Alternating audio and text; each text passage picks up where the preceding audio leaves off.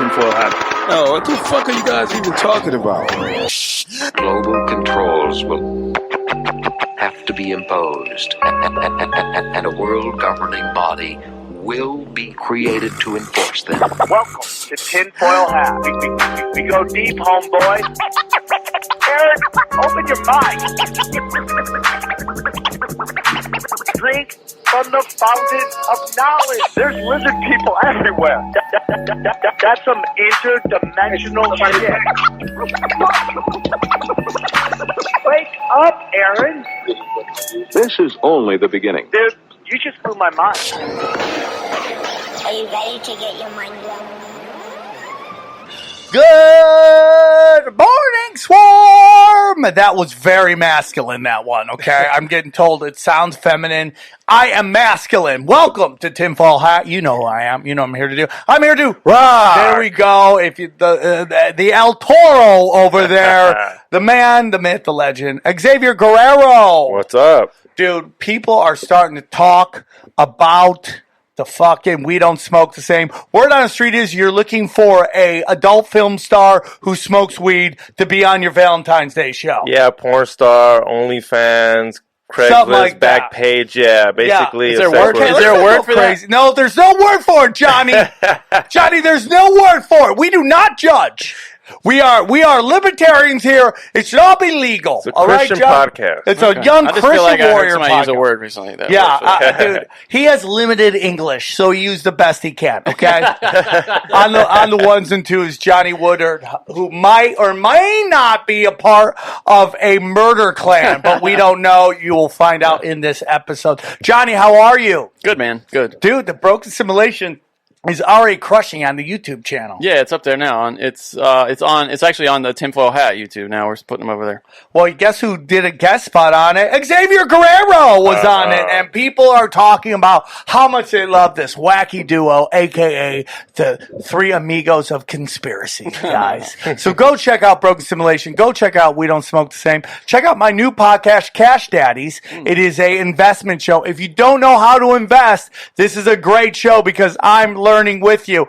Okay, I'm not into all those weird stocks. I want to learn about IRAs, gold, silver, Bitcoin. That's what we're learning on that show. So join us with a bunch of unsavory characters. Okay. The last one was great. What about DraftKings? Yeah, with Brett and Bill Come won $1 million. Learn how he did it. So check it out. It's called Cash Daddies. Just put in Cash Daddies. It is available anywhere you listen to podcasts. I also have a podcast called The Union of the Unwanted. That is going where after this I go run and we're doing a giant Bitcoin episode there. It is basically all your favorite alt media, alt researchers podcasts come together and discuss. It's the who's who of whatever genre or topic we are talking about. Guys, I'm going to be live in North Carolina, Johnny's hometown, with his aunt and her black African-American boyfriend will be at Good Nights March 18th through the 20th. Myself, John Toll, who you know from this show, he's on Rockfin, and Jessica Wellington and will be there. And Johnny may or may not be making a guest spot. We don't know. But if you want to see us, come and hang out at Good Nights. Go to, what's the website? Good Nights? GoodNightsComedy.com. GoodNightsComedy.com. And then 2 weeks after that, I am in New Jersey.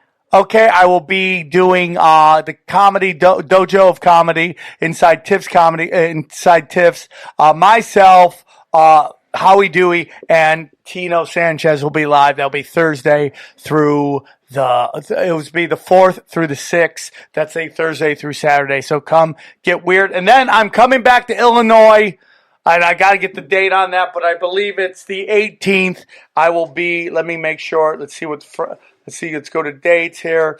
Come on, man. Oh, no. I believe it is the 20th. I am in Illinois on the 20th. So go check that. I will have those dates out soon. So I will be back March 20th. Here we go. Yes, I am going to be, hold on. No, let me change that. I'm going to be in Lombard, Illinois, March 27th. So that's where I'll be. I'll have those links very soon. So that's that.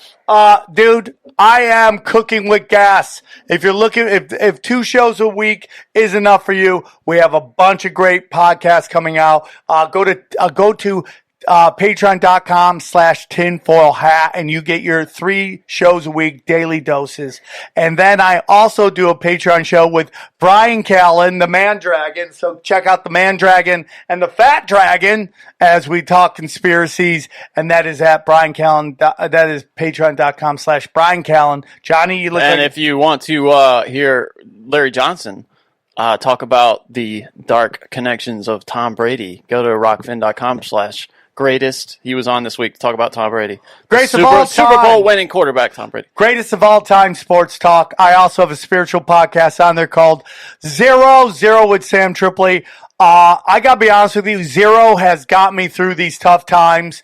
My ability to look at the spiritual side and just realize, let it go, let it go. Let it go. What you hear on Tinfoil Hat, you get to know what's going on in the world, and Zero lets you learn how to deal with it. So that's at Rockfin, ROKFIN.com/0. Check it out. What are you laughing about? Hey, you, let it go, let it go. I know Let you it got go. kids, dude. Let it go. You sound like Let that it Disney go. movie. I have to. I had a crazy week this week, and everything was just, okay, let it go.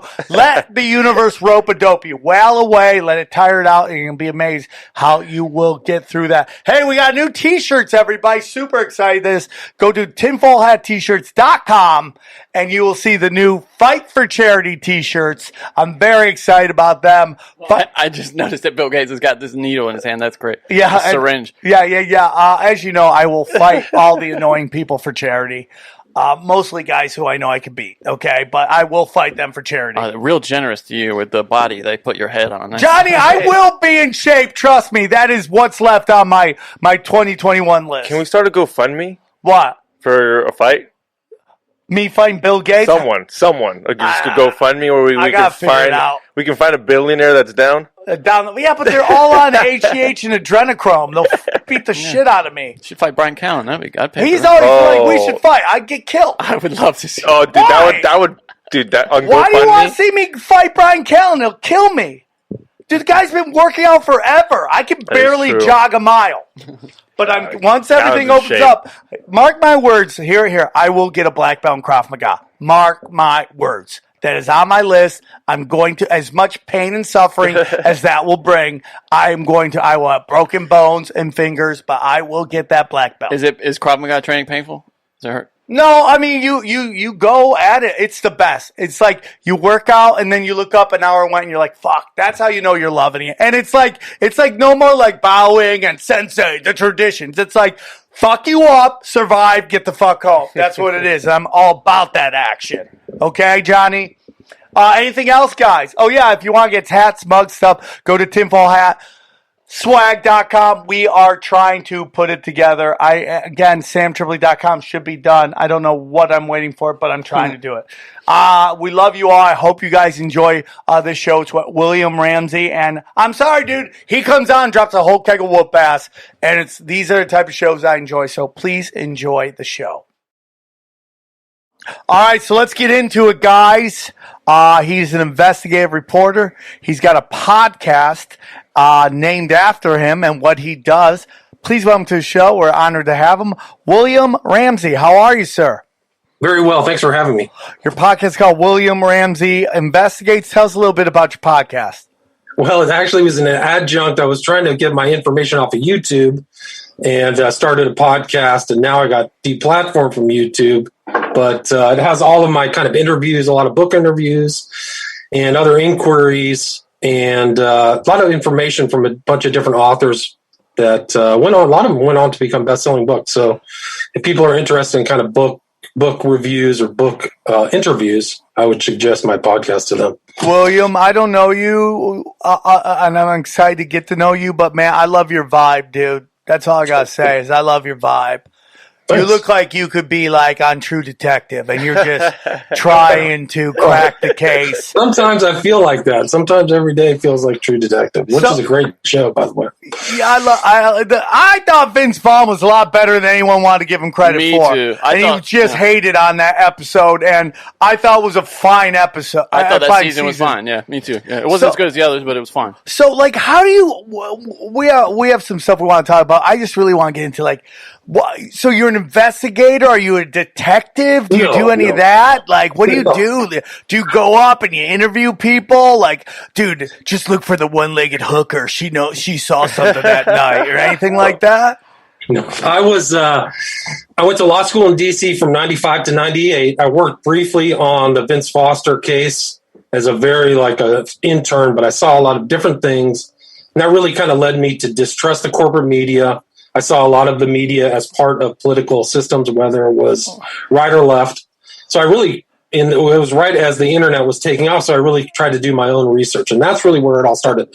Vince Foster, to me, did not commit suicide in Fort Marcy Park. His body was dumped there. So that kind of changed my whole outlook on everything, really.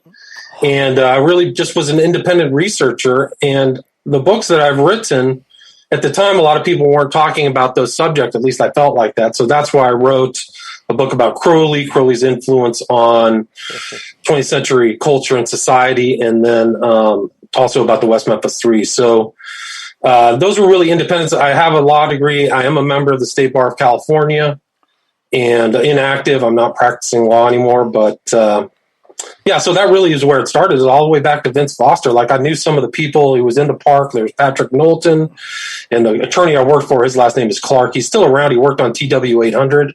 That whole nightmare that happened near Long Island. I love it, man. You're just saying all the bells that I want to ring, that's really what I mean. First of all, the Vince Foster thing is so interesting because, I remember when that was happening. I'm a little older than the guys in the room, and a lot older than some, but I remember when that was going down, and I just think like what we know now versus what we understood then and how naive we were. Like, we really thought that Bill Clinton and George Bush were locked in horns on who's going to win the presidency. And like, what we didn't know until much later, as more and more people came out, more and more whistleblowers came out, that those guys have been working together forever, selling cocaine out of Arkansas. Right. Yeah, so the whole family was a fair in Mena. And that was one of the things around Vince Foster. Nobody really knows, at least people have speculated, what the motive for offing him was, but he grew up actually very close to Bill Clinton and was in that whole environment back when the Clintons ran Arkansas like a little fiefdom, and tons and billions of dollars. I've done interviews with other people where the amount of money that was being brought in through just Mena was numbered not in the millions, but the billions. So there's tons of money laundering. There's all kinds of things. They talked about Whitewater. There's a really good book I recommend that's called Partners in Power by Roger Morris. That really goes into that in great detail. Very academic, scholarly, first-rate journalist. Hold on one second. Is there somebody backing up a dump truck by you? Yes. That's the guy who just delivered my oven. So he's okay. We just got to hold on until he's done beeping. I like how the beep is trying to whisper now too. Like, sorry, beep, beep, beep. So let's get back. There was a lot going on with art, and there was a lot of other. I mean, people now know that the Clinton crime family has been engaged in all kinds of dark actions, and there's a lot of other, dead people really around them for decades.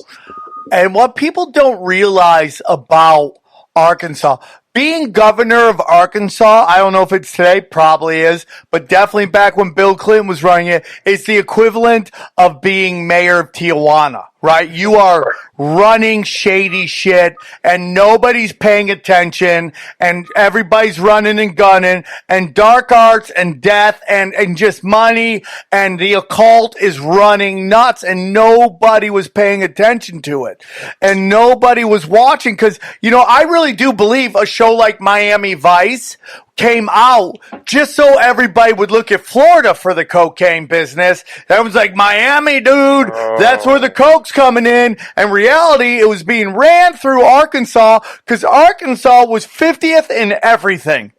Right. I mean, that's not, it's a rural state. It has no real high technology. It's kind of it's not, I wouldn't call it a sophisticated urbanite center, but those MENA, but I think the real reality is that all those smaller airports were all drug laundering, cocaine transit points, right? And what was the guy's name? Barry Seal, I think was his name, was one of the guys who fought, and they eventually killed him.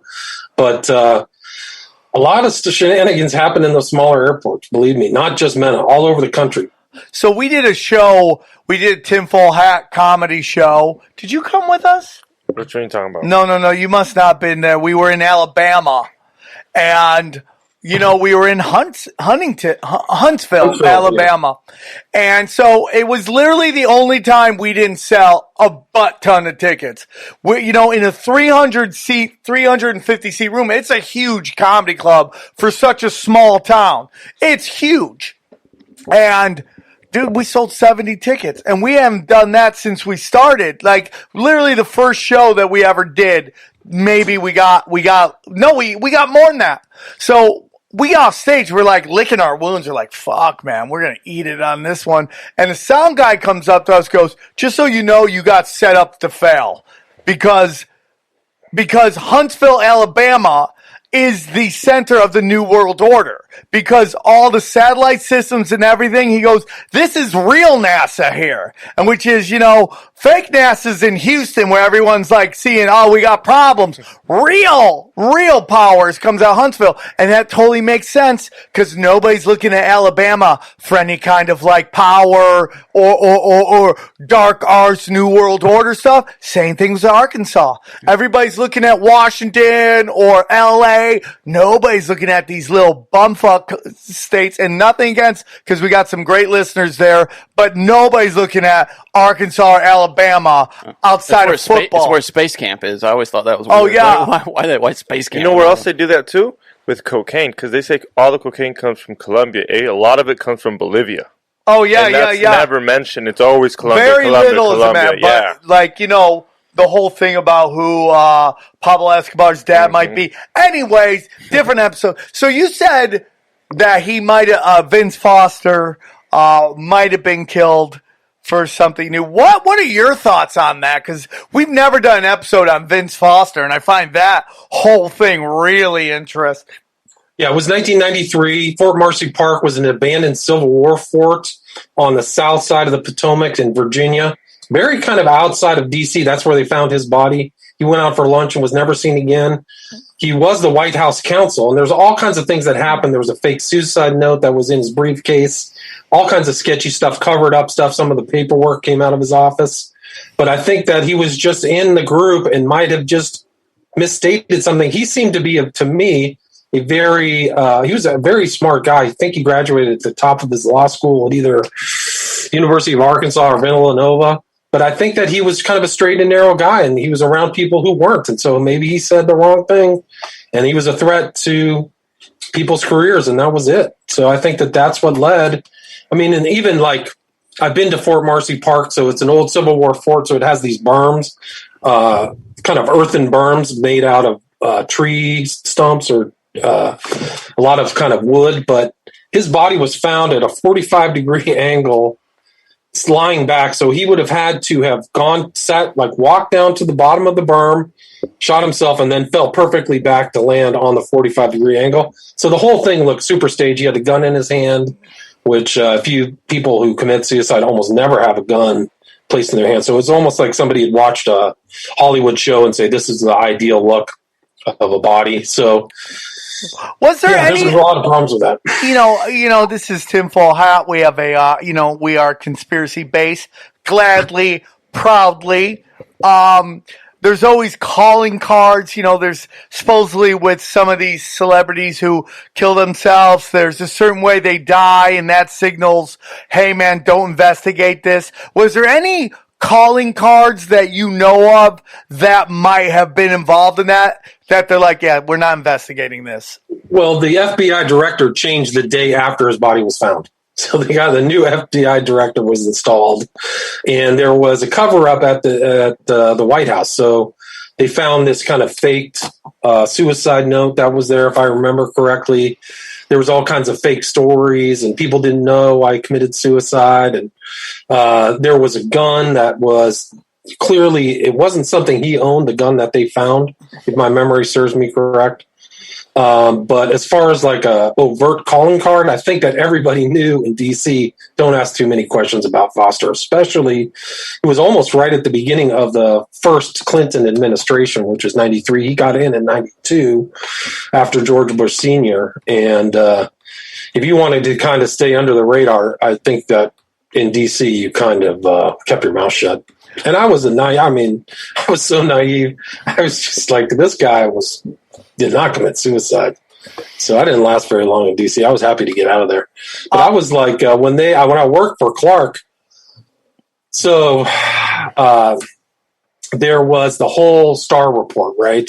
Starr was investigating Clinton for things that he said about his sex life. And when the Starr report was done, Clark addendum was added to the back of that by the District Court of DC. So there was a 3-judge court there, federal court, that put the Clark report underneath that talked about the suspicious elements of the Vince Foster murder.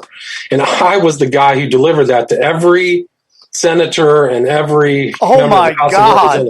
Yeah, so I hand delivered to all those people. So I would like walk in and I handed it directly to the Senator Levin from Michigan. In Arlen Specter's office, I went into his office, and that was pretty curious. That's the single bullet theory guy of the JFK. Oh my God! Yeah. So he was still there at the time. This was probably 95, a couple years after the death of Vince Foster. But his wall was actually pretty interesting because he had kind of almost like a celebrity brag wall of pictures that went almost from the ceiling down, very down the wall, of him hanging out with all these famous people, shaking their hands.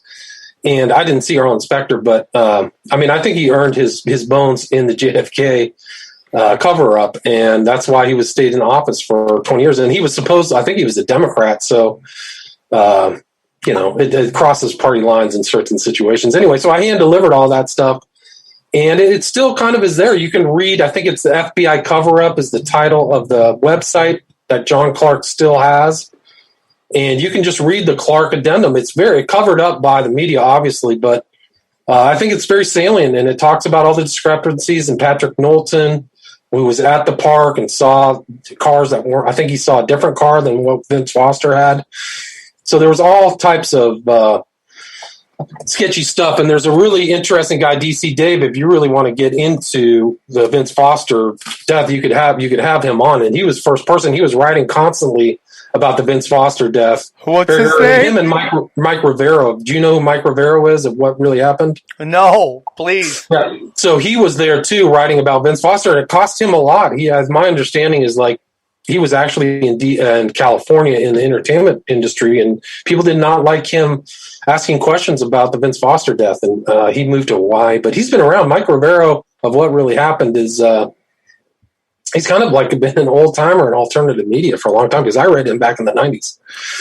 And that was really hard back then, dude, because the internet wasn't what it was now. I mean, not even close. So, it's like back to books, and you had to find the right, publisher that had the balls to put out those books. And man, if they wanted to smear you, there was nowhere for you to run. Guys, guess what? It's Valentine's Day. That's right. Johnny, are you excited for your girl we've never met to celebrate your special day? Yeah, I can't wait. Is she going to be in France where you say she's been the whole time? Can't wait to spend all this money on these overpriced flowers. Johnny, you know what you should try is 1-800-Flowers.com. Guys, seriously. I will. Listen, Johnny's got a girlfriend who is like super fucking like hipster cool, and Xavier's going to go to a strip bar and meet a lady for the night, okay? But the point is, no matter what kind of lady you have, they all want flowers, okay? And everyone knows Valentine's Day is all about the wow factor.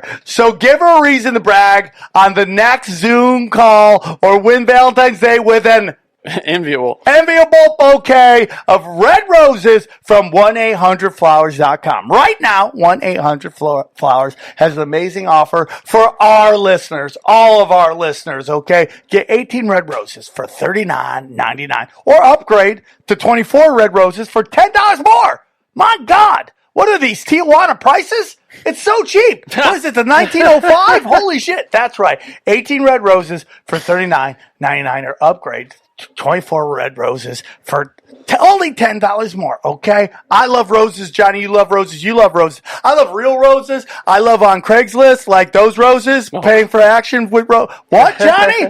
Johnny, you told me to say that. Why'd you tell me to say that? Early delivery for red roses from 1-800-Flowers Let her show off how much you love her. Okay, all roses from 1-800-Flowers are picked at the peak, cared for, and every step of the way, and shipped fresh to ensure lasting beauty. Okay, talk to Xavier's cousins. They're Dude, the ones picking all. I'm sending these to the strip club. Yeah, for sure. They're shipping them shit there. Yeah, Johnny, you want to say something? No. Johnny, God, why don't you love 1-800-Flowers.com? Oh, I do love 1-800-Flowers. Now that they're saving me some money on Valentine's Day. Johnny, I was really think worried. about that. For only $10 more, you get 24 red. I mean, you get 24 red roses for only $10 more. It's unbelievable. So here's what you gotta do: to order 10 roses for $39.99 or upgrade to 24 red roses for only $10 more. Go to 1-800-Flowers.com. Click the radio icon and enter the code TINFOIL. That's 1-800-Flowers.com. Use the code TINFOIL. Okay, hurry up. The offer expires soon. Get it going. And it was, you could not self-publish back then too. So you could get stories spiked or publishers to spike your book. There's all kinds of things like that happened back then that really today, because of now they're deplatforming you and kicking people off of websites. But back then they just call you a lunatic and not address any reporting facts. There was actually back in the day, like really serious journalism had to publish itself in Penthouse and Playboy because some of these other magazines wouldn't touch cutting edge investigative reporting. Well, they say journalism dead. I don't agree with that. I think journalism has gone super indie. And, with this show, this show has gotten strikes on YouTube for a twerking video. I call it twerking in politics. And then a Blue Chew boner pill ad. We got strikes for that. And it's like, they're coming for us. So for me, man, it's like, we gotta diversify. But, we can't, they just don't want, I think YouTube is dying. I think they've gotten rid of all the interesting content, and it's just going to be like a website that's basically has the vibe of The Masked Singer, and people are going to move on and not care anymore. But going back to being destroyed and almost being deplatformed, there's a very famous interview on 60 Minutes by Mike Wallace where they were busted editing the video as he interviewed a gentleman who was really pushing hard that, the Clintons, and there's way more to this Vince Foster murder, and Mike Wallace, just straight up hatchet, man. I mean, dude, and this to me is the beginning of the eroding of the mainstream media.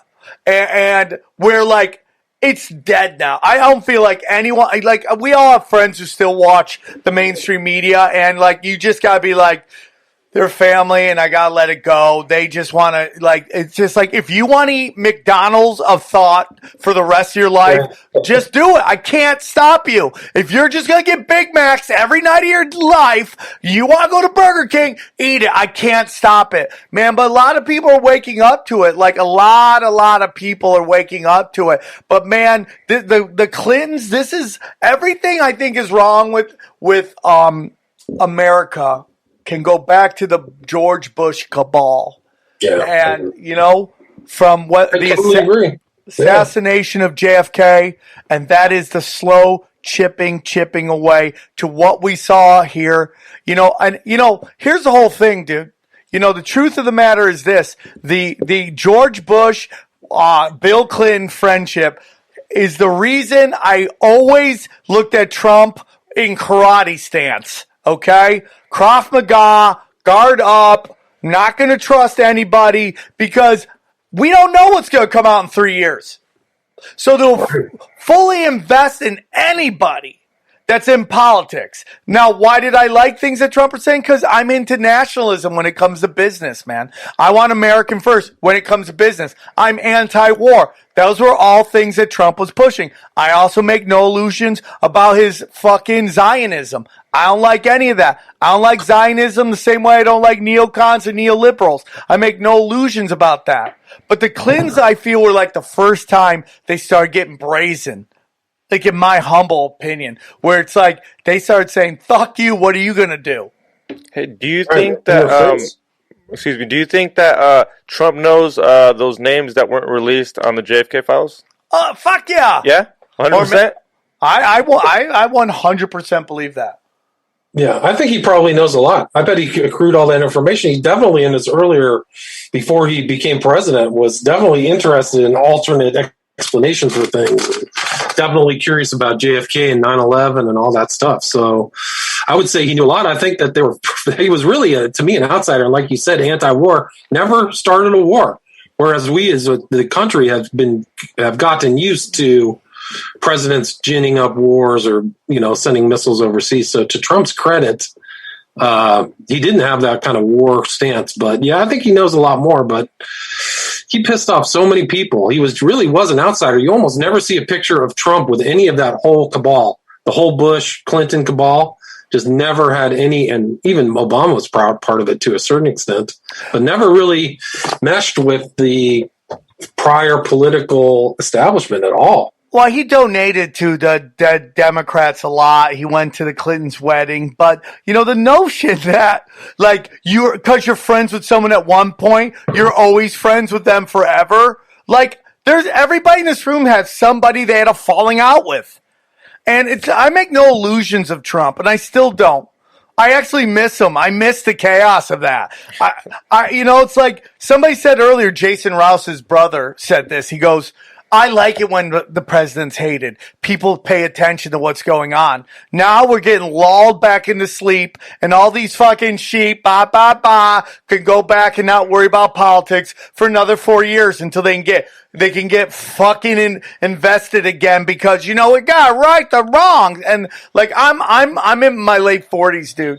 There are people my age that cannot come to grips with that D's and R's are the same team. Right. Yeah, no, that's true. I mean, but it really is true. At the very top, you're really run by kind of a plutocracy. Even Trump is somewhat part of that clique, a wealthy guy who's been around for a long period of time, but was really kind of an outsider from the boroughs. But all these other people, the Clintons, I don't know if you remember this, but when George Bush Sr. was dying, what is his Skull and Bones nickname is Magog. When he was dying, in the hospital, Bill Clinton shows up. So there's Bill Clinton, George Jr., Sr., all together. What's going on with that? I suppose these people were supposedly enemies, but yeah, no. Well, I mean, Obama's a Bush. They're all Bush, they're all related, man. Listen, here's what Trump is. Listen, if you're in Chicago, you're a mob boss and you're a mob boss. We both want to run coke, right? Guess what? We're getting the coke from the same people. You're selling your coke, I'm selling my coke, but still Johnny's coke that we're buying from him, right? Mm-hmm. So, I mean, make no illusion. It's just different crime families. But, anybody who wants to sit there and act like racism is done now that Joe Biden's in, look at everything Joe Biden signed. And you can't, listen, the left, and I'm a liberal, the left is fully retarded with this, listen, people change for our politicians unless you're a comic who does a joke 20 years ago and now you should be fired. It's like the mental gymnastics these dumb fucks are doing. But back to the Foster thing. So you're kind of and I find that everything you want to talk about so interesting. We had before, obviously, we've talked about the smiley face killer and just all that stuff. It's the more and more I discover, it's is law enforcement there to enforce laws, or are they security for the rich and the occult, right? It's an excellent question because if you go back and look at why the FBI started back at the early part of the 20th century, what was the premise? It was really kind of an attack force to go after communists, so people who were trying to destabilize the country. So its original impetus, my understanding, was its purpose. So I think it's always kind of served these oligarchical interests, the FBI in particular. But there's a lot of crimes that are happening in this country that, especially the smiley face killers phenomenon, have not really been addressed by these federal. They've actually blown it off. In 2010, the FBI issued a statement, said that the idea or the theory that young men are disappearing and being found in water was unfounded. It was unmeritorious. And it's still there, but I think that they just didn't have all the information that's available now by other researchers. And but I think that that's a real good question. Are these which groups of this law enforcement are still really actively going after every single case? I mean, who's the Elliot Ness? But I mean, you look at Bill Barr, you kind of wonder what he's doing. He's the head of the Department of Justice, which the FBI is under, right? For sure, and he 100% fucking didn't force any investigation that went against these elites. Guys, today's program is brought to you by our friends at Athletic Greens, the most comprehensive daily nutritional beverage I've ever had. And listen, guys, this is another one of these that I use all the time, every day. I get it. If you see me on the Conspiracy Social Club, I talk to Brian about it. Yes, I am the fat dragon. And dude, I get my nutrition from Athletic Greens every morning. I throw a little orange juice, boom, a little Athletic Greens in, and my nipples get rock hard. I get so hard, I'm just jazzed, man. I'm jazzed and ready to rock, and I'm going to get these guys on because they're really sluggish lately, guys. I don't know what's going on in your life. You could use some Athletic Greens, okay? Athletic Greens is one of the most comprehensive daily nutritional beverages I've ever had, and that is the truth. Let's face it, there's a lot of stressors in life that make it difficult to maintain effective nutritional habits and give our bodies the nutrition it needs to thrive. Busy schedules, poor sleep, exercise, stress, or simply not eating enough of the right foods, okay?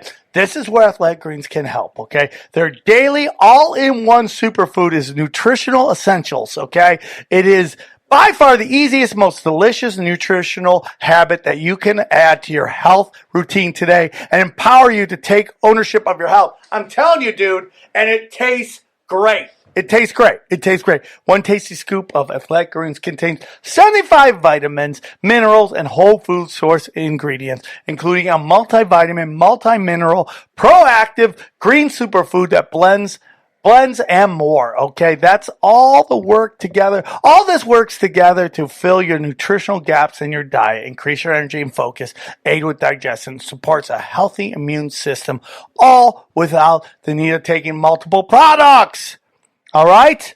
I love it. I literally take it every day. Okay, this is what I want to tell you. And right now, Athletic Greens is doubling down on supporting your immune system during these winter months. They are offering our audience, mine, Xavier, and Johnny's, okay, a free 1-year supply of vitamin D and 5 free travel packets with your first purchase if you visit my link today. Okay, you're basically never have to buy vitamin D again. So whether you're looking for a peak performance or better health, covering your bases with Athletic Greens, making investing in your energy, immune, and gut health each day simple, tasty, and effective. Simply visit athleticgreens.com. That's athleticgreens.com/tinfoil. Join health experts, athletes, and health conscious go-getters around the world who make daily commitments to their health every day. Again, simply visit athleticgreens.com/tinfoil and get your free year of vitamin D and 5 travel packs today. I love it. Use it. I hope you do too. How many stories do we have where look at the Vegas shooting. The FBI came in and just pushed the investigation a totally different way. They push it all this single killer when there's more evidence that there were way more shooters, helicopters, all this stuff. And what we do is, and then you also had the, what was the other FBI that was involved with the finders? The finders are right, yeah. huge story involved with the FBI getting fucking people off. How many times do we hear about the FBI where there was a shooter that they knew about and they just kind of not only did nothing, but they more corralled them into doing it? There's a lot of stories about them wanting to change testimony of witnesses. So like the JFK assassination by Sirhan, they were telling people they didn't see what they saw. They did kind of the same thing in the Vince Foster case when they were interviewing, I think, Knowlton. They garbled his words and wrote it down differently. So, I think that there's a lot of those stories of the FBI manipulating things. And the smiley face killings, too, in particular. If you have, like, 150 men who disappeared and ended up in water, and they're not going swimming, why aren't they the ones looking into that instead of citizen journalists? And even that goes to Epstein as well.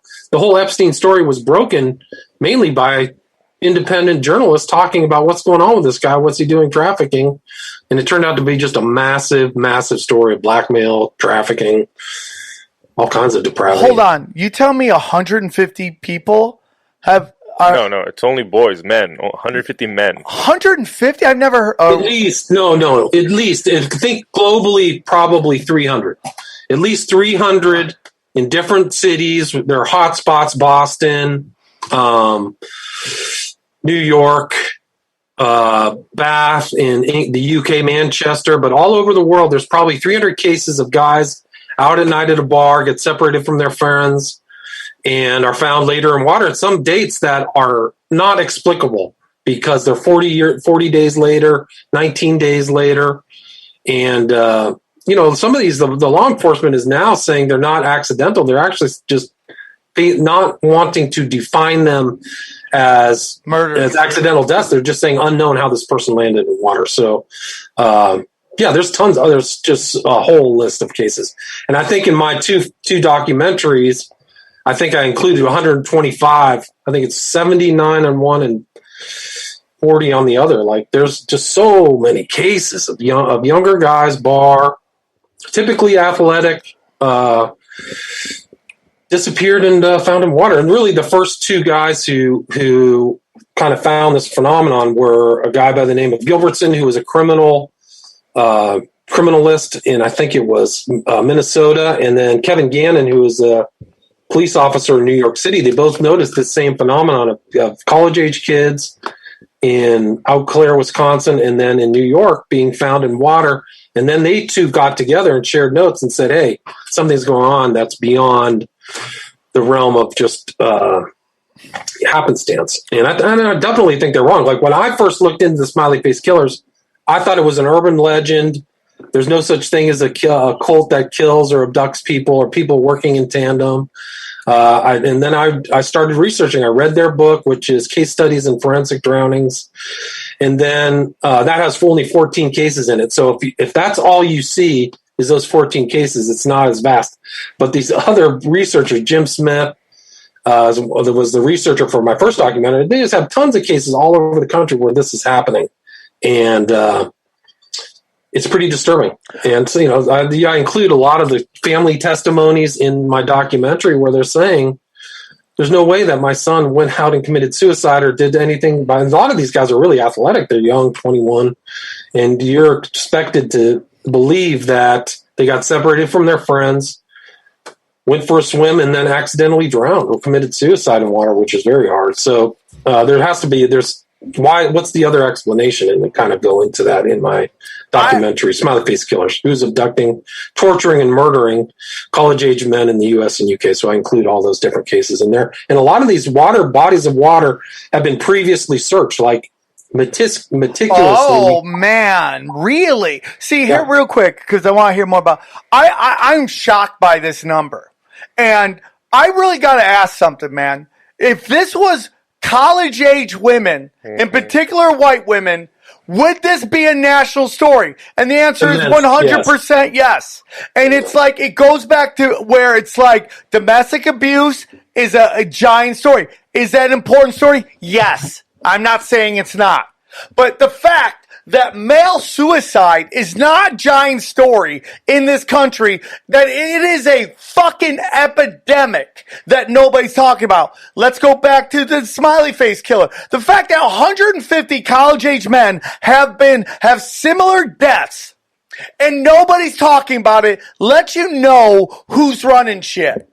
It's just the fucking truth, man. And I hate to say it, and it's like, I love women as much as anybody else, and this is not negative towards anyone who listens, but it's like, women very much sync up when they think it's something involves them, and when it doesn't involve them, and I'm talking about you Me Tooers in Hollywood, the fact that you're all upset about Lana Del Rey got called Lana Del Lasagna by fucking Marilyn Manson, and you make that into a fucking issue, and you don't care about pedophilia, lets me know where your head's at. And it's just the truth. The fact that we have a pink ribbon in NFL football games for women's cancer, as we should, and we don't have it for men's suicide, anything, lets you know what's going on, and it's called pandering. Well, it's true. But, I mean, these are expected to be suicide. They're claimed suicide or accidental deaths, but I think they're all murders. So all these bodies found in water are put in there later. And the way the name, the Smiley Face Killers, got its name from Gannon and Gilbertson is they found spray-painted smiley faces close to some of the bodies where they think they were put in the water. So then that's a mystery. Gannon and Gilbertson have also associated a lot of other kind of symbols with these deaths, but they're not disclosing that to the public. So they have tons of information, Gilbert and Gannon, who also came out with a 6-part series on this whole phenomenon on Oxygen, which I recommend. It was produced by Blumhouse, I think a fairly reputable production company. I am getting out of the murder entertainment business. As I do this show, I realize that comes off as a little weird, but, because I'm just trying to put out information. I'm not presenting this as, I don't want to present it as, like I was watching the first 48 and we had this moment where they watched this mom find out her son was dead. And I'm like, why are we part of this experience? This should be personal to them. And we should not be showing this on television. That woman brought this child in, and now and not only did the officer positioned her for maximum effect for the camera. And to me, that's deplorable. Are those murder shows? Do you sign off on that? Well, what they do is they bring you like a whole bunch of different papers to sign, and you don't realize one of them is signing off on you're giving them right to use the footage. Oh shit. So that's what they do. So the smiley face killer, it's grown men. I mean, it's college age boys in the middle of nowhere. They come up 19 to 40 days later. And is it always those or in that range of that time? Well, sometimes there's the ones that are really obviously some other negative influence have happened. Are those cases? There's one that was featured in this. It was by a guy by the name of Dakota James in Pittsburgh, where he was missing for 40 days. And Cyril Weck, very well regarded forensic pathologist, said this guy had a noose around his neck. He had a ligature around his neck. And so that's one case of 40. The first case that I got involved in was a young man by the name of Joey LaBute in Columbus, Ohio. He went missing during the Arnold Schwarzenegger Classic, which is a bodylifting thing, but he was missing for 19 days, found in the previously searched area. And it was all the same thing. He was with his friends at a bar. Something happened, disappeared.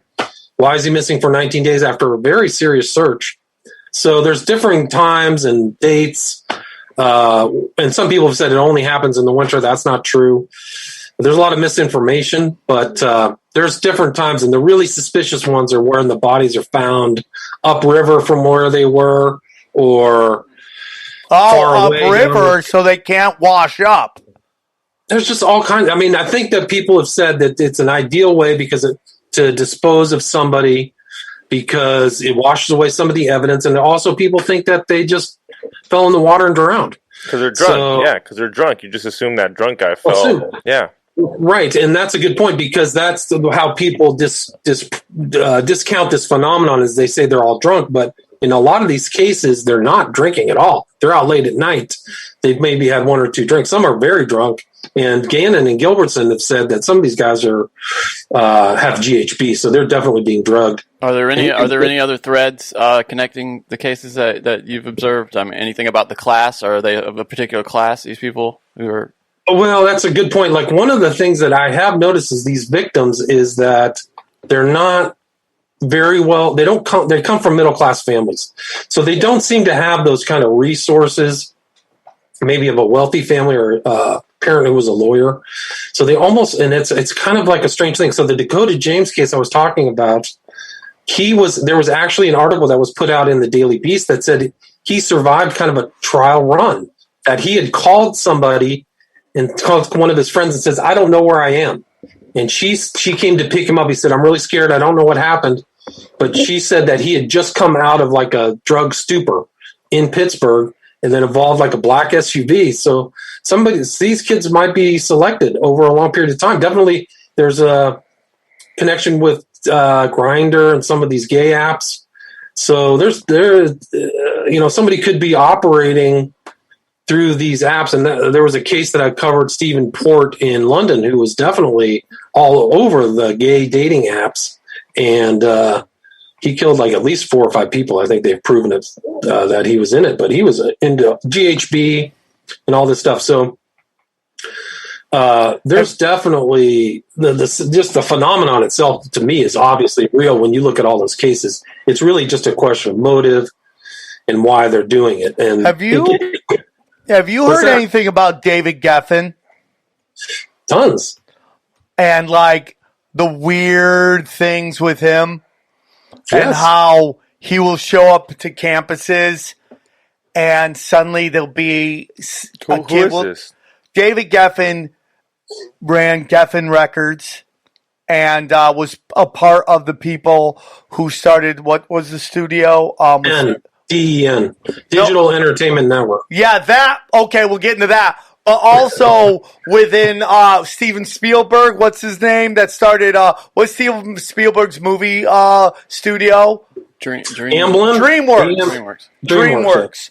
He was one of the guys who started DreamWorks. Okay, but then that's a very famous, and it's as plugged in as any person can possibly be into like celebrity culture and like with all he knows everybody famous. Yeah, I mean everybody famous, and supposedly, that he shows up on campuses and people go missing. Allegedly. Have you heard that before? Yeah. Oh, I've heard a ton of stuff of like people, enforcer. Like, yeah. Well, I mean, you got to choose your words careful. One thing you realize with a lot of these guys is they get up the economic tier. They go buy a house, they get the best car, they get a nice plane, and then a boat or a yacht. But at the very top, they have excellent attorneys and fixers or cleaners or whatever. And you can call them assassins or whatever. But the very top of the food chain, the economic food chain, they have a lot of extra legal power, is a way to put it. Yes, and it's kind of crazy. It's very crazy. And there's a lot of sketchy things. I mean, yeah.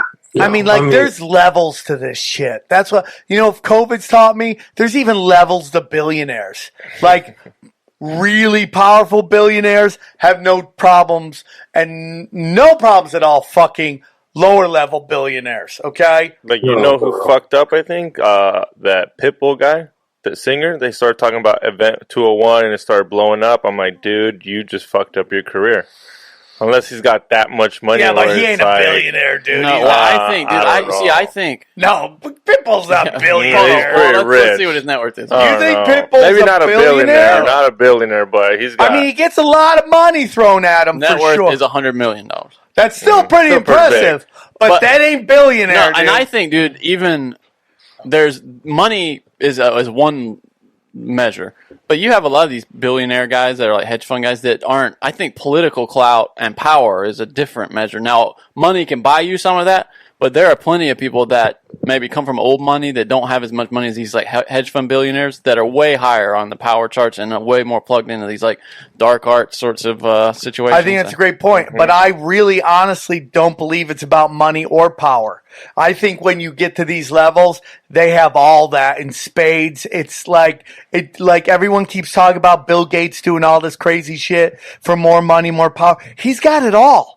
It's spiritual, dude. It is a level of spirituality, occult, dark magic, bro, that they are all playing this game, and these guys could be sacrifices in a weird way. What are your thoughts? No, that's not that weird. That's not that far outside of the realm of possibility.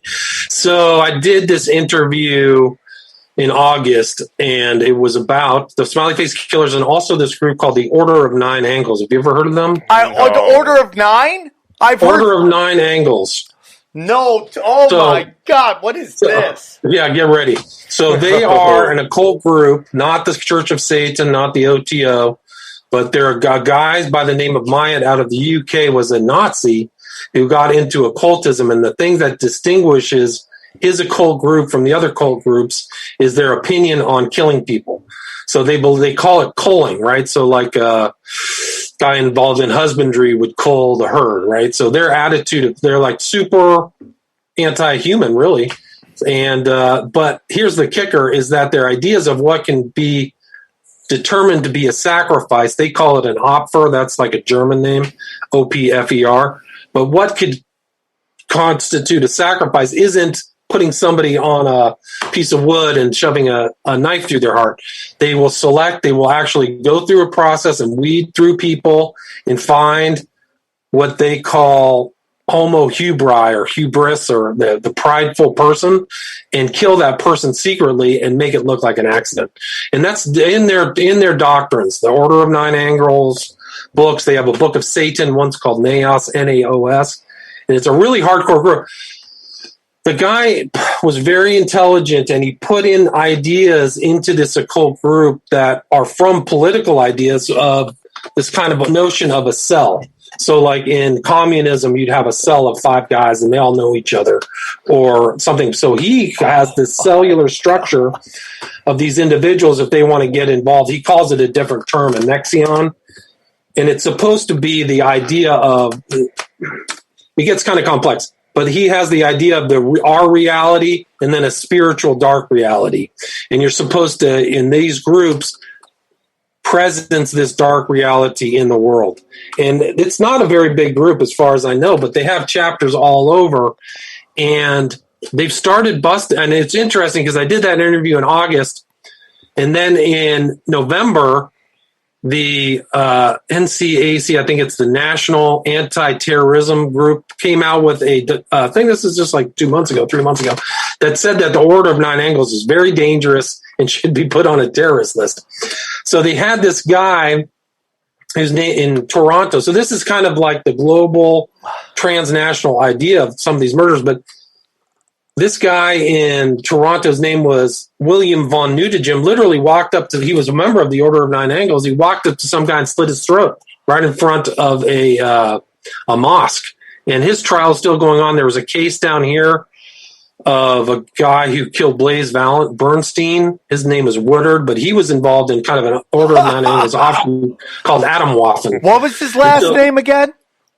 The guy Woodward. WOOD. But he killed this guy, Blaise Valentine, but he was involved in Adam Waffen. He literally was making like Sieg Heil salutes in Texas. But so you have to kind of go back to the Order of Nine Angles, and its ideas were disseminated. And I think the Smiley Face Killers has a lot of overlaps with the Order of Nine Angles, but also a lot of these guys who are in the white supremacy movement in the United States and in the UK have digested this kind of occult Nazism in a different vein. And they're really nasty. Like Adam Waffen got wrapped up. I think they killed like 5 people. One of the guys killed his girlfriend's parents. I mean, they're just all, and one of these guys who was associated with Adam Waffen was at the Charlottesville 2017 march. But just to go back. Oh my God. Yeah, no, it's really crazy. So the Order of Nine Angles, some of these deaths could be like their way of being a part of this group is to go out and kill somebody, and then you're all bonded together in the cell, right? Yeah. So in the cell or in the Nexian, like a jump in a gang. Yeah, right. This might sound crazy, but here we go. Would there be any way this be connected to an Indian tribe? They always find this Native American tribe next to the smiley face. Is there any way to connect that? So in the original guys, there was a body found, I think it was in Eau Claire, and there was a statue of an Indian guy, and I think the name was Sinsinawa. And so they kind of said, is there some kind of connection between this kind of Native American ideas and some of these deaths? The problem with that is it can't really be traced outside of that geographic area. Like there's clearly these types of cases are happening in Germany, Austria, France, the UK.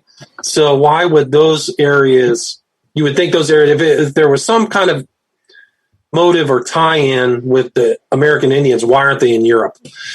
But some people have gone down that thing. And I mean, the smiley face itself is in our culture. It goes back to the acid house, 70s and 80s, real industrial type music, and dispersed all over.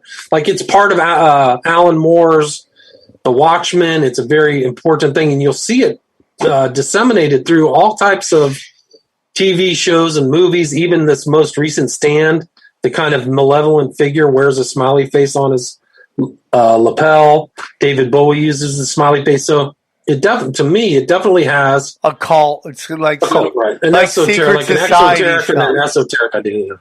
Yeah, and I think it ties into nihilism, and that the universe is a big joke. Like it's not a meaningful universe. It's kind of a big joke, kind of like what the comedian says in The Watchmen, and that outlook, nihilism means like murders. Who cares? Because there's no meaning. Oh my God, it's so nuts. Go watch The Watchmen, where that character, the comedian, like he impregnated some girl in, he was in Vietnam killing people and laughing about it. Like that's literally part of the narrative. And then he shoots the mother of his child. And I think that's what Moore is trying to impart from that play, that show, is to show that nihilism. And actually, I think some of these people have integrated that in their outlook. Jesus Christ. One thing that everybody, we got a little bit of some interesting, let's just say pushback was on the West Memphis 3 and what they represent and what really went down. And we've had guests on here to say that they basically got away with murder. And what are your thoughts on that? Well, I don't think they got away with murder. They're actually convicted of first-degree murder as of August 2011. So I think they were the people involved in the crime, and that occultism was definitely involved. And Damien Eccles, who's really kind of the central figure, has admitted to being in the OTO. I think he just admitted that he was in the AA, which is specifically Aleister Crowley's magical group. That was specifically created by Crowley. It wasn't something that existed before him. So Eccles has admitted that. And also there's literature from the OTO that says that Eccles is, I think he was SK was his when he was in jail, his number was SK 931. They literally have something about him being a member of the OTO and giving his library to them. What's that? The OTO is the Ordo Templi Orientis. It's a German secret society that was started in the 19th century, but Crowley eventually took it over in 1925. He went to Germany, was elected the head of the OTO, and it's kind of the repository of a lot of his ideas. So he took their old rituals and integrated his ideas, really. And Crowley, I mean, people like to say he's a master occultist, but he's admitted to being a Satanist and a Lucifer, and that he's a piece of shit. Yeah, the entity that dictated to him the Book of the Law in 1904's name was Awas, who says he admits it in Magic and Theory and Practice that that's the devil as we know him, or Lucifer. So people who say that he's a dabbler or something, I think they have a superficial understanding of Crowley and his intent. He had political intent as well. He wasn't just a kind of a cultural figure. He believed that the ideal political society was feudalism with the, kind of an occult aristocracy overseeing a bunch of cattle. sad mind controlled people, and you can go look at the United States over the last 20 years and see how that comports with his ideas. Yeah, he's a rich kid, and trust fund kids are dangerous, just like the Unabomber said, just like Malcolm X said, and that's why they were basically marginalized. One killed, one sent to jail, and Crowley was a rich kid, and he was able to spread his thing through all of his rich kid friends. That's what trust fund kids do. I mean, Muhammad was a rich kid. I mean, you go through all these cultural icons, and so many of them are fucking rich kids. They're just rich kids who never have idealism fucked out of them by life, so they get to this position where all their friends from school and all their relatives and all their elites are in power positions to help them spread their beliefs early, and I really do believe that, man, that this guy was just a rich kid, and we hear tall tales of him. I'm not saying they aren't real, but they're real, like really tall tales, dude. Like he was, him and it was either him or John D were like the inspiration for James Bond and all this fucking bullshit, and they're just trust fund kids. Well, Fleming knew Crowley and contacted each other when Hess made that weird flight to northern England during World War II. So Fleming knew him, and he integrated Crowley into Casino Royale as Le Chiffre. So that character looks like Crowley, but I don't think anything Crowley touched really did anything good. And I think you're right. He was a rich kid. He never worked. He never really had a day job, so he didn't relate to anybody in an egalitarian sensibility at all. And all he really wanted for his religion is to have it for fellow rich people, just like you said. So, do you think he was a pedophile? There are writings. So in his magical works, he would do a daily diary, right? And in one of those diaries, I think it's called The Magical Record of the Beast 666, he writes that his girlfriend or paramour or Scarlet Woman at the time, her name is Leah Hersig. And while he was at the Abbey of Thelema, he literally writes about raping a 1 or 2 year old child. I'll fight him. So it's infanticide. It's worse than pedophilia. I would say that or I don't know what the word is. Sorry, it's not infanticide. But yeah, it's written in there, and he talks about himself as a god. So he sees himself of these very florid ideas. I mean, and at the later parts of his life, he's saying, like, I may be insane. He's literally writing that about himself and when he's in his 50s. And there's a couple people who said that he was in a mental institution in Switzerland when he was in his 50s or 60s. There's two fairly reputable people, Anais Nin and... they always die broke, these people. Who's the famous woman who was like basically all like the neocons follow? The woman, Ayn Rand? Yeah, like she died broke. They all die broke. They push this idealism, and then at the end of the day, it fucking falls and collapses on itself. But no one takes a moment to remember that. They just read the book, and they're in rich, powerful positions, and they push it. But back to the West Memphis 3, okay? In the movie, at the end of that whole series that was done on them, they implicate that they thought it was like the stepdad that had something to do with it. Like, is that all bullshit in your opinion? Total, 100%. What fucking... Yeah. And Johnny Depp had something to do with it, right? They actually, if you watch, there's 3 documentaries that were made by HBO, right? So there's a first one called Paradise Lost, and there was a second and a third, but the onus, the blame shifting went from the people who were found guilty by 2 separate juries from actually one of the step-parents to another step-parents. So it went from a guy whose name I can't remember to Terry Hobbs. So they switched their purpose of who they were looking at. And it seems to have, burnt up the internet without any really evidence. They just say that, he couldn't be accounted for a certain time, but none of the police ever considered Hobbs to be a suspect. And, these guys kind of have colorful pasts. Their West Memphis was a lower middle class environment, I think. So because of these guys' kind of pasts, I think that some of these claims stuck to them. But the West Memphis 3, to Eccles, and I mean, one way or the other, Eccles failed a lie detector test. He told the cops at that time, if I can talk to my mom, I'll tell you everything. So there's all kinds of problems, and there's a written statements by other people that they admitted to the crime.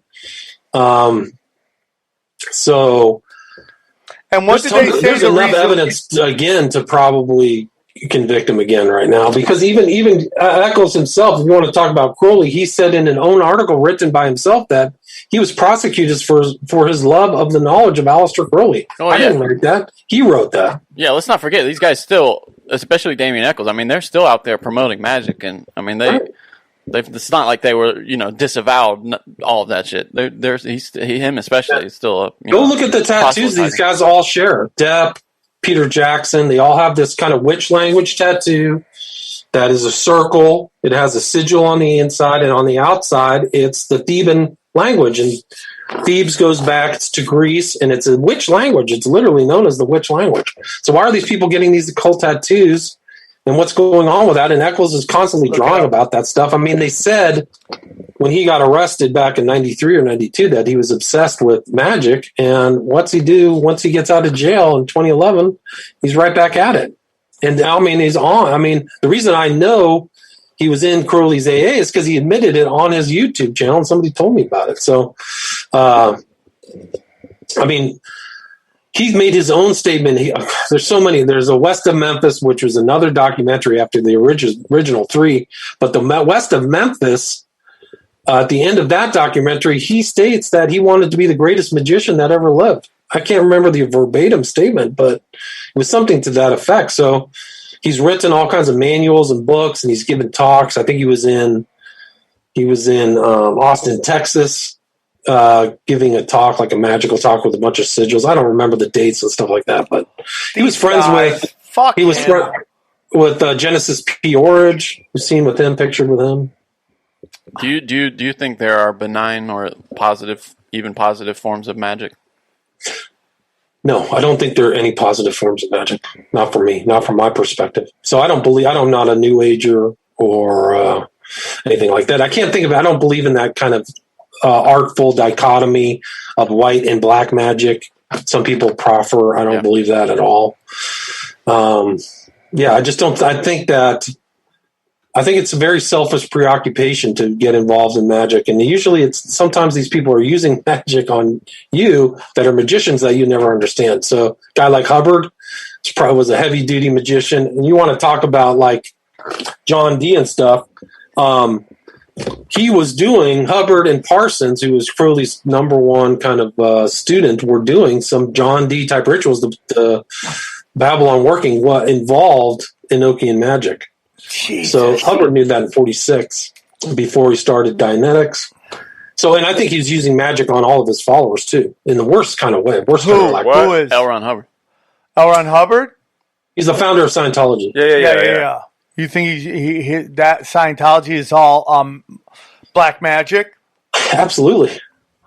Laid out over time. Starting from the beginning. He knew Crowley. He lectured about Crowley. His son said he had Crowley's documents before lectures, and he would fondle them and talk about the power. His son, who was there right at the beginning, he went by a different name, so it's kind of confusing. But he's L. Ron Hubbard Jr. to D. Wolf, but he's made public statements that Hubbard knew Crowley. And Crowley supposedly hit up Jack Parsons and said, "Get away from L. Ron Hubbard because he's gonna end up clipping you." And turns out that was the truth, that he steals Parsons' chick. I mean, this chick is fucking Scientologist and Satanist. I mean, it's unbelievable. If she was around today, she'd be crying Me Too about fucking Jack Parsons and L. Ron Hubbard. They were meanies to me, right? That's exactly what would be going on. Dude. Although if anybody was liable to deserve to be Me Too'd for real, it's probably those guys. Yeah, for sure. For sure. I mean, dude, dark arts, man. Dark art. I mean, like, there's a part of me, honestly, that starting to think the Nazis didn't lose the war and that they just basically, that was the narrative that was put out Because everyone's like, we just had a draft and we picked the best Nazis. Or did they win and tell us we had to take these guys? And they've been running shit ever since. I mean, why does Hitler get to die peacefully in Argentina if he lost the war? A lot of those guys got out. A lot of the big heads got out. I think including Hitler. Hitler got out, but Mengele, and who was the guy who was found by the Mossad? Eichmann. I mean, who was the guy who was later Hitler's adjutant at the very end? Was it Himmelmann? They have connections in the United States. Himmler, it wasn't Himmler died. And but there's another guy whose name I can't remember right now. But there's a lot of people that came to the U.S., you said? Yeah. Oh, interesting. I haven't heard about that. Yeah, I've heard that Hitler's kids came to the U.S. And he had cousins who lived in the U.S. and changed their name. So that's there. He had family connections, not direct. Who didn't. That might be the best Adult Swim show ever. Like you're the cousin of Hitler, but you don't want anybody to know, and you're just working at like some adult bookstore, and you're like, "Where can I hide that nobody will know?" Dude, yeah. I mean, No.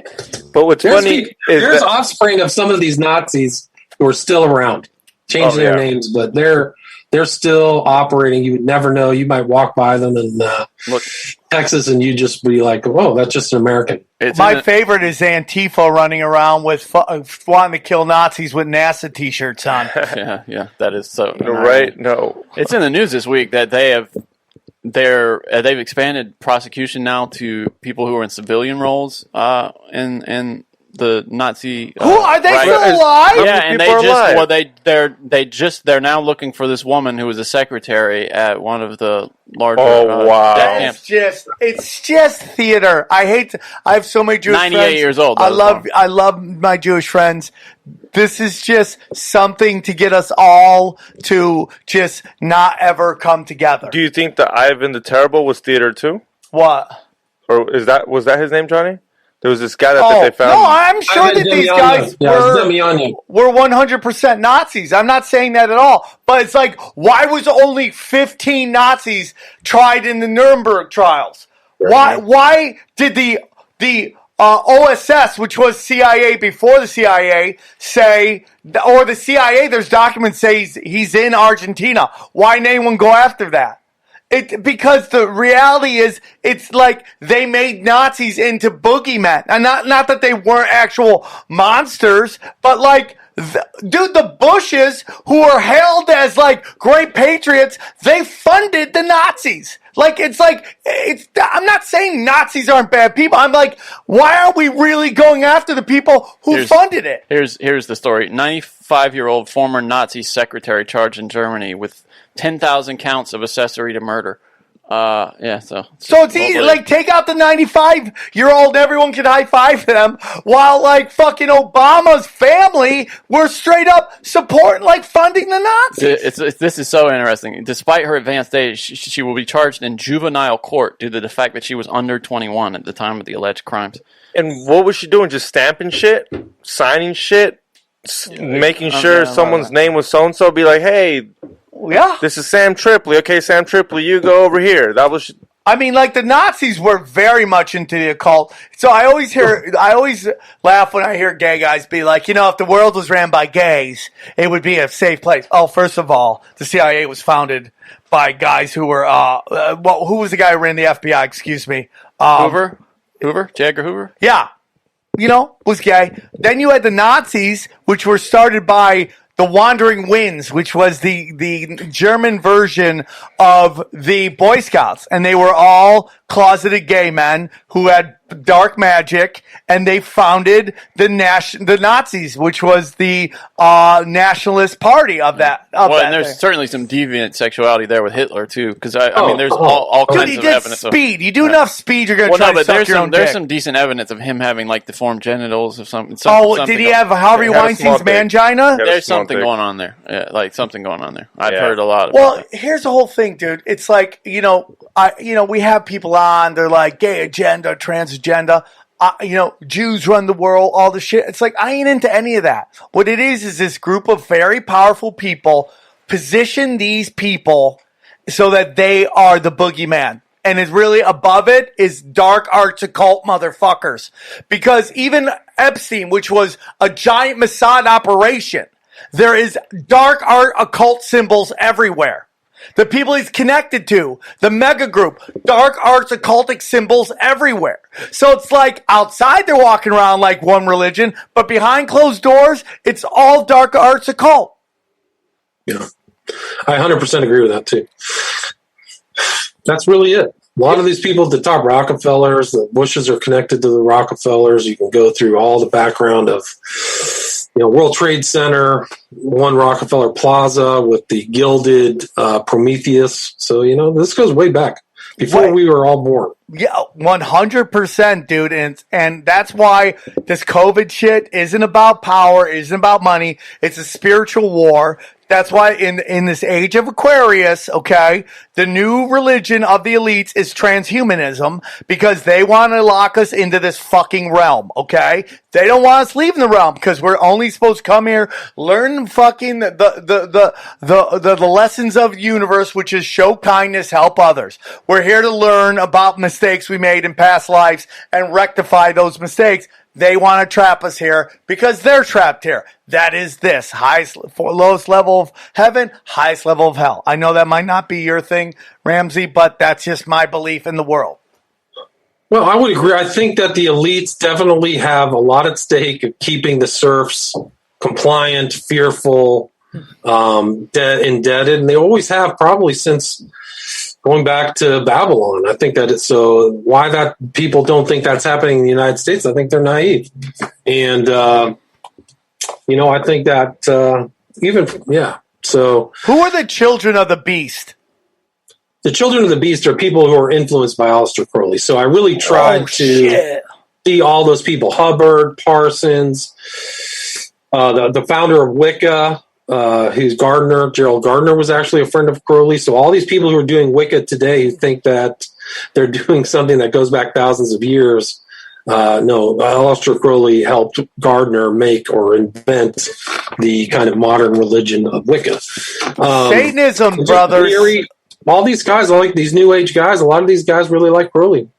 I think Satanism is just like dark arts occult Saturn worship. They took like the best of Hinduism, which is we're all gods, we're gods having more human experiences, and they took the worst of like Saturn worship and they put it together, and then they just got a bunch of theater dorks who play Dungeons and Dragons to go around and act like I'm a Satanist so they can pull chicks, okay? And guess what? You're all dorks and I'll fight you for charity, okay? I will fight you for charity. I'll fight any of Aleister Crowley's kids. I'll punch them in their fat fucking faces. I'll fight all you theater dorks out there with your fucking black magic. You can suck a fat one. I'm so over you guys. I fucking walk the earth, dude. And I think I've pushed Ramsey to his limits. I think my rants have gone too far. I will fight anybody in the fucking children of the beast. I'll fight you. I'll fight a bunch of fucking dark arts kids. I don't care if they're 12-year-olds. I'll fight like 12 of them at one time and I'll punch them all in the face. Okay, that's who I am. Ramsey, I could talk to you. I shouldn't call you Ramsey. Bill, William, I could talk to you forever, dude. You are instant classic on the show. Oh, thanks. Everything you talk about is what I would like to talk about more on this show. I'm over talking about politics. I'm over talking about trying to get corrupt people to fix corruption. What I want to talk about is what corrupts those people. To me, that's more important. I mean, Ramsey, has there ever been a law passed that you changed something that you did, like a behavior that you did? A law passed to change my behavior? Yeah, so let's say a law gets passed. Has there ever been a law, anything you've ever done that suddenly becomes illegal stopped you from doing it? See, my whole theory is like, they just pass these laws just to fuck with us, and in reality, we're going to do us till the end of days. And people could be like, well, what about masks? Well, that's a mandate. That's not a law. But they can pass everything to the end of days. All this shit going on right now with, Time putting out this article about, the elites rigged the election to make sure we got the proper outcome. That's put out on purpose. to get the conspiracy theorists and the people on the right to lose their skulls. Because the people on the left who only pay attention to fucking politics every 4 years aren't going to read that article. It's nonlinear warfare. So now you got Joe Biden's going to pass all these laws. Nobody's going to follow any of these fucking laws. Did anybody stop doing drugs when they made drugs illegal? You know, has murder stopped? Sadly, has murder stopped? Has child molestation? No, it hasn't. Sucks. But if you get drugs, alcohol, drinking, driving, has anyone stopped doing it? No. They're just fucking with your head right now. Now, you shouldn't murder, and obviously you shouldn't hurt children. That's not what I'm saying. I'm not saying keep doing you. I'm not at all. But it's like we get lost in this politics, and it's all fucking theater for the stupid, in my humble opinion. Right, but don't you think like some of these, like even Biden's made New World Order speeches, these guys are definitely interested in lessening the sovereignty of the United States. I would say even the Bushes and the Clintons. Oh, 100%. The whole Clinton clan has been doing that. 100%. I mean, even Trump passed executive orders trying to stop fucking talk about boycott, divest, sanction on campuses not because he cares about anti-Semitism, but he knows that most of these colleges, all of their profits go into a trust ran by a board of trustees that are invested in hedge funds that invest in the military-industrial complex. And they fucking invest in Israeli weaponry. And if you start divesting, you can't invest in those things. That's what that's all about. So do I believe they're trying to weaken it? Yes. But they would do it if they could, in my humble opinion. And I don't want to keep you too much longer, but I think it's all theater. That's why they need false flags to get our consent on everything. Yeah, no, I agree with that. I think that there's a lot of theater in politics. There's no question about it. I mean, could Biden become president without theater? No.